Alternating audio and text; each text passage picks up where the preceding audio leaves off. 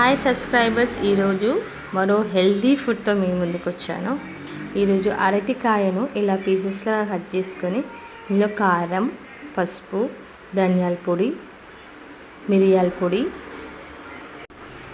అన్నీ వేసి పొయ్యి మీద పెట్టుకొని ఒక్క గ్లాస్, ఎక్కువ గ్రేవీ కావాలంటే 1.5 గ్లాస్ వేసుకొని నేను 1 గ్లాస్ వాటర్ వేసుకున్నాను.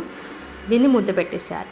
వితౌట్ ఆయిల్ కూడా చాలా బాగుంటుంది. దీనికి మనకు కావాల్సింది కొబ్బరి 2 స్పూన్స్, ఎల్లిపాయ రెబ్బలు, ఉల్లిపాయ హాఫ్ పెద్దది అయితే, జీలకర్ర ఇవన్నీ వేసుకొని గ్రైండ్ చేసుకొని ఇందులో కలిపేసుకుంటే టేస్టీ బనానా కర్రీ రెడీ.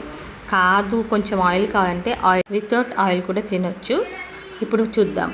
కొంచెం ఆయిల్ తీసుకొని ఎల్లిపాయలు, ఆవాలు, జీలకర్ర, ఎండుమిర్చి, కొత్తిమీర, కరివేపాకు వేసుకున్నారంటే టేస్టీ కర్రీ రెడీ అండి. ఈ కర్రీతో పాటు నేను 1.5 చపాతీ పులుక చేసుకొని